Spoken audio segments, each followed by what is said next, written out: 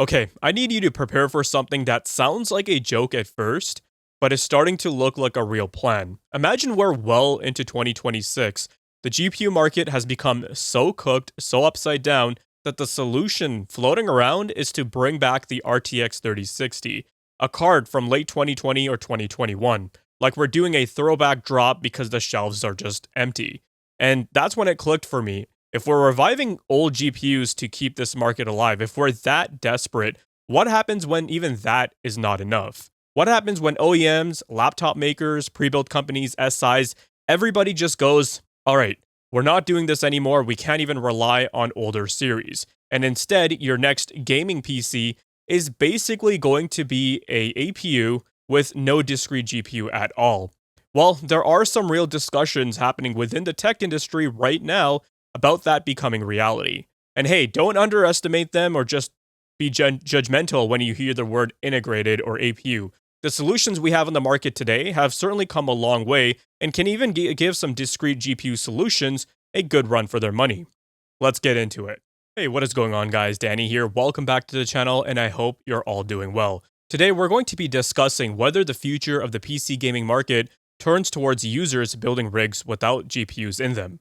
I ran a poll on my community page, and thanks to all those who took the time to give their input and vote, but the results were certainly interesting and very telling. While a large portion of you said that you'd wait, save up, and keep hunting for discrete GPU solutions, a lot of people said that they would be willing to settle for an iGPU solution and utilize upscaling and frame generation.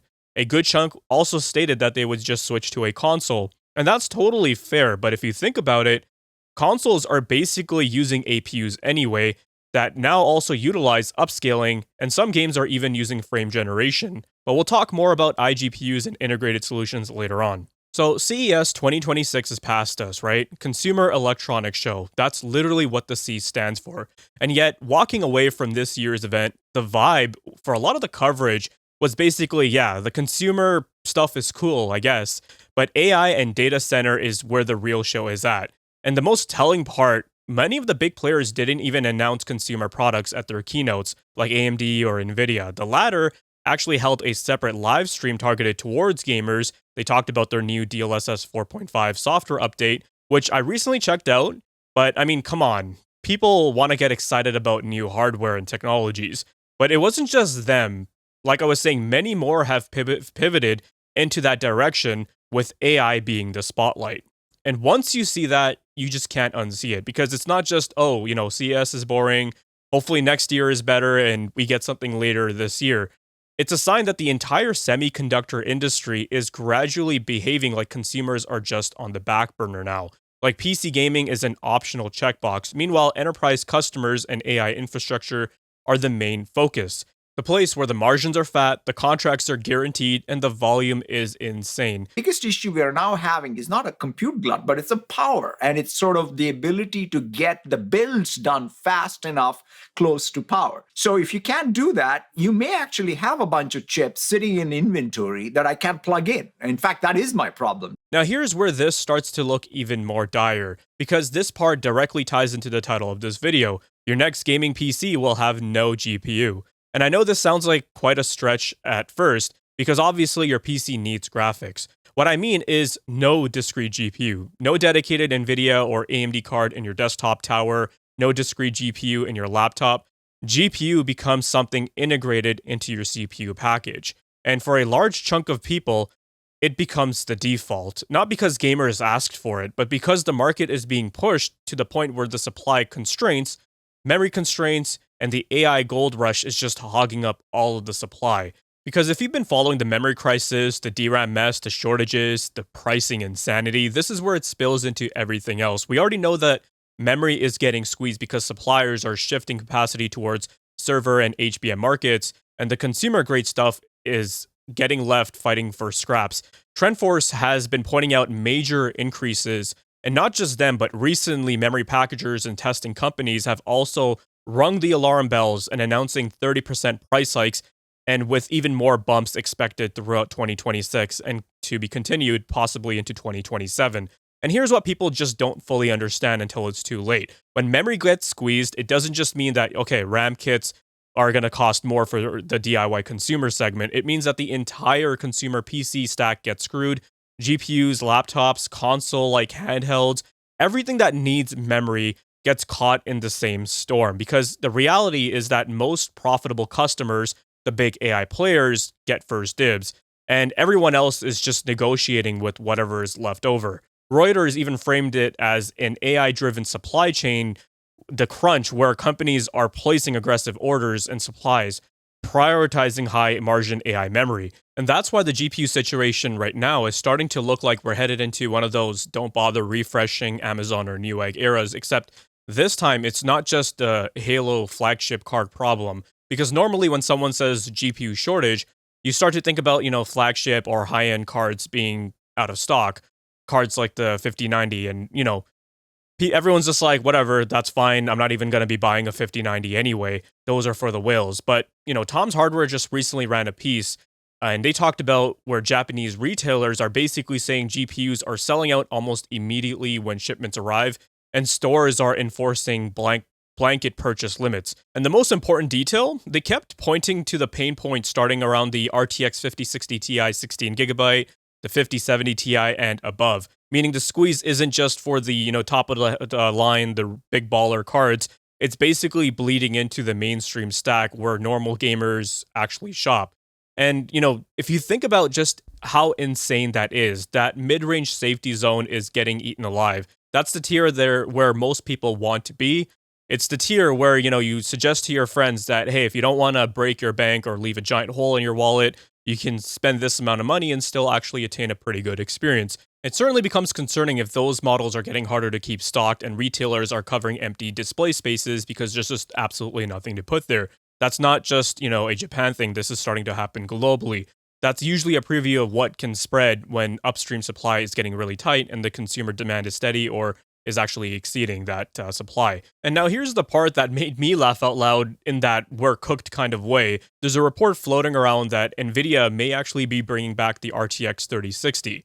Yeah, in 2026, a card that was released in late 2020 or early 2021. WCCF Tech reported that NVIDIA could recommence RTX 3060 production in Q1 2026 to help tackle current generation supply constraints tied to memory shortages. Now, look, the RTX 3060, I don't want to come off as if I'm shitting on it or anything like that. I mean, it's still a capable GPU, especially if you're just gaming at 1080p, you're not chasing the latest AAA titles, and you're someone who is able to compromise settings and you're totally okay with that. And just so we're clear, this isn't an official NVIDIA confirmation. It's just actually a report. So, you should treat it like that, take it with a grain of salt.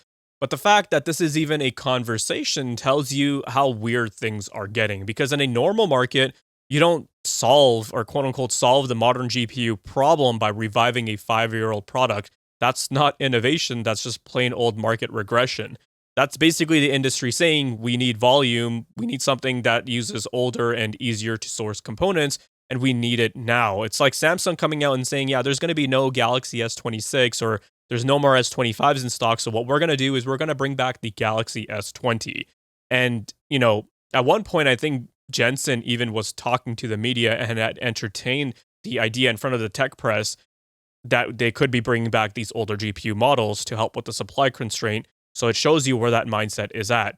So now here we are in 2026 with a combination of signals. No new consumer GPU announcement at CES. Mainstream cards are getting harder and harder to keep in stock in many places globally. Memory prices still keep escalating, and the idea of older cards being brought back as a stopgap. And this is where I'm going to be pivoting to the part people are certainly going to start arguing about in the comments, what happens next. Because if you're ASUS, Lenovo, Dell, MSI, whoever, and you're trying to ship gaming laptops, gaming prebuilts, creator machines, you name it, what do you do when the discrete GPU market just becomes unpredictable, when supply is so inconsistent, the pricing is volatile, and the memory situation is making planning a total nightmare? You do what companies always do. You just have to design around that constraint. And this is why when I read this article from Tom's Guide where they interviewed ASUS, I thought this was a pretty big deal. They asked ASUS directly about integrated graphics becoming the norm in laptops. And ASUS's Sasha Kron basically said, we're getting into the territory where that becomes a real possibility. And the headline was essentially, it's just a matter of time. while also being, realistic that dedicated gaming laptops aren't just going to disappear overnight. Obviously, this is going to take some time. That's the nuance that I think people just don't understand. This isn't a situation of GPUs are dead. This is for a big chunk of the market, especially laptops, integrated becomes good enough. And that's how OEMs are going to continue to keep shipping products in a world where discrete supply is diminishing. Now, look, don't just jump to conclusions or be judgmental. iGPUs today are not the same joke tier integrated graphics we grew up clowning on. These things have certainly come a long way, and some of what's coming down in the pipeline is kind of insane if you've been in the PC gaming space long enough to remember that integrated graphics meant that, oh yeah, you can just use this to open up Chrome, watch YouTube, and some other videos. Take a look at AMD's Ryzen AI Max Plus 395, which I think they should certainly work on the name, but that's besides the point. This chip is a perfect example of where iGPUs are headed towards. It's got the integrated Radeon 8060S with 40 compute units based on RDNA 3.5. And recently I saw a video from a channel called Random Gaming HD, and I'm sure most of you guys are familiar with his content, but if not, definitely check out his stuff. He does a lot of cool benchmarks with lower end or older stuff and shows how capable it can still be. And I saw how the integrated graphics on the 395 Plus were even giving the RTX 4060 a run for its money in modern games or even older classics. So this is a fairly recent mainstream GPU solution that retailed for $299 US, if not even more than that. AMD is basically building APUs that are so stacked on the graphics side that they're starting to blur that line between integrated and discrete, especially for premium thin and light designs. And the reason these kinds of APUs even have a chance is because memory tech is certainly moving as well. A lot of these designs are leaning into higher end LPDDR5X and smarter packaging because the biggest iGPU killer has always been bandwidth. You can have a strong iGPU, but if the memory subsystem is actually starving it, then you actually start to hit a wall. And that's where the modern approach is different. Higher bandwidth memory configurations, more optimized power targets, and APUs that are built from day one to actually game on them and not just display a desktop or be able to use some videos on. Now, on Intel's side, Lunar Lake was already a meaningful step for integrated graphics because it brought Intel's Z2 architecture into the mix, which was a more serious efficiency-focused platform. And I personally have firsthand experience with Lunar Lake because I own an MSI Claw 8 AI Plus, which has the Intel 258V chip with integrated ARC graphics. And I've benchmarked this chip in a wide variety of games from, 2D indies to full-on AAA games. And I was able to attain a very, very playable experience. Now, granted, there was some upscaling and even frame generation involved, which we'll talk a bit more about later on, but that is certainly going to be a key in this integrated iGPU solution conversation. Then you get to Panther Lake, and this is where Intel is clearly trying to punch up hard. At CES 2026, Intel unveiled Panther Lake, their Core Ultra 300 series chips, and claimed huge iGPU gaming uplifts versus Lunar Lake. With Z3 integrated graphics, Intel have claimed that they're seeing up to 76% faster gaming performance compared to the prior generation. Also, they highlighted that the top iGPU configuration is positioned as competing with discrete solutions like the RTX 4050 class and the entry-level space. And, I also actually got a chance to check out Panther Lake in an actual consumer product late last year. So MSI's Canadian division had invited me over to their HQ in Toronto, and they actually showed me some consumer laptops which are going to be using the new Intel 300 series Panther Lake chips. Now, there's still some data that's under NDA, but what I will say is that I was pretty darn impressed by what those chips were capable of and what I had experienced with them. And what they even showed me was a thin and light consumer business laptop. So this isn't a gaming laptop or anything. So we booted up Cyberpunk 2077, and it was a really smooth experience. I was pretty astonished to see what I was getting from an iGPU solution. And even though Cyberpunk 2077 is a 5-6-year-old game at this point, we're still talking about a full AAA game. That is still quite demanding as well. And just imagine this thin and light laptop or something like this is the only sort of solution in someone's household. This is their only avenue to do some PC gaming on. It wouldn't be impossible, that's for sure. And there would be tons of stuff that you could play on it and have a very smooth and playable experience. I absolutely cannot wait for new handhelds that will be coming out later this year and will be utilizing these new Panther Lake chips. And I'm glad that, vendors will have more options to choose from rather than just one manufacturer for integrated solutions. So when you combine AMD's Strix Halo collection with Intel's Panther Lake direction, it becomes a lot easier to believe in the no discrete GPU future, at least for a massive chunk of the mainstream audience or the entry level gaming laptop segment. And even some of the mini compact desktops that we've seen and are still coming out from a lot of these other various companies overseas, because the silicon itself is being designed to make that possible. And then we also have the other piece that people love to ignore or deter themselves with. And I mean, I can't really fault them for it because initial solutions and the stuff we saw was pretty bad, but things have certainly come a long way, and that is in the software department. And if we do see this massive shift happening, it's not because, iGPUs suddenly become raw monsters in the traditional sense. It's because, iGPUs got good enough.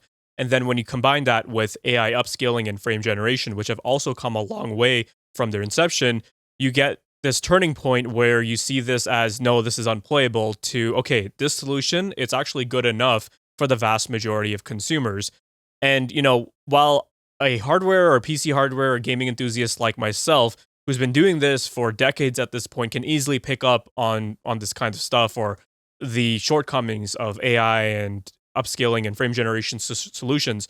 I've got friends, family members, and colleagues who, I could give them one of those thin and light laptops, enable frame generation with upscaling to meet a consistent 60 FPS target.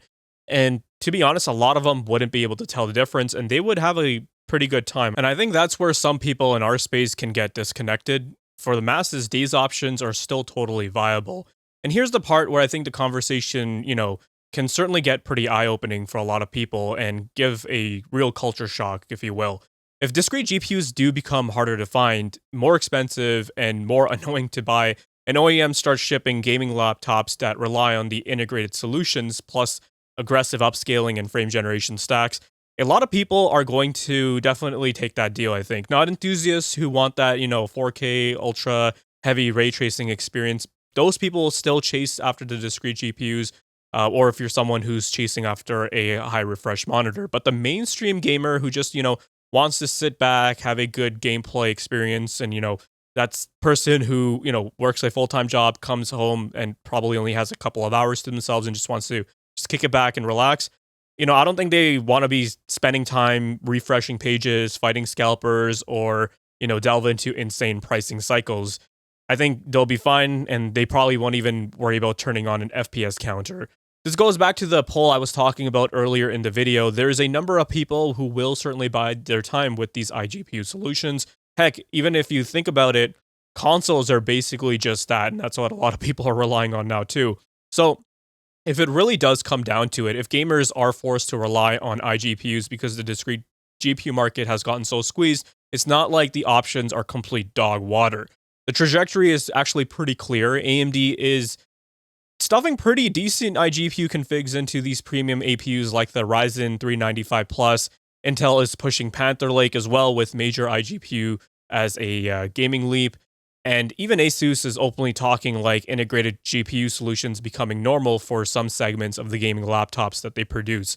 My intention here isn't to paint some, negative picture.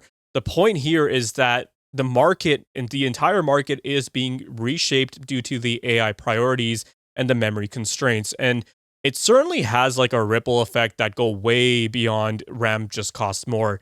And when memory does get scarce and pricey, it pressures GPUs. When GPU supply gets tight, it pressures OEMs. And when OEM planning gets pressured, the industry starts looking for, the path of least resistance, which is integrated solutions that they can rely on, reliably at a scale without betting the whole product line on discrete GPU allocations.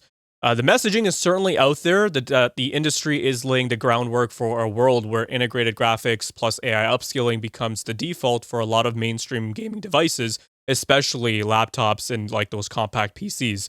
And, I'll leave you with this question. Would you accept that? If an iGPU-based laptop in 2026 or 2027 can run games that you care about smoothly, it looks good enough with modern upscaling and doesn't require you to play the is it in stock lottery, is that a feature that you'd be actually okay with? Or are you still going to be in the camp that if it doesn't have a discrete GPU solution, then I am not going anywhere near it? But that's going to be wrapping it up for this one. We'll touch base in the next video. Take care. If you guys found this video to be informative and entertaining, then leave a like. Let me know your thoughts and comments down below. Be sure to check out the video description for cool links and ways to support the channel, such as using my Amazon affiliate link. And if you're interested in seeing more content like this, then consider subscribing. I'd greatly appreciate it. Thank you guys so much for watching, take care, and I'll see you in the next one.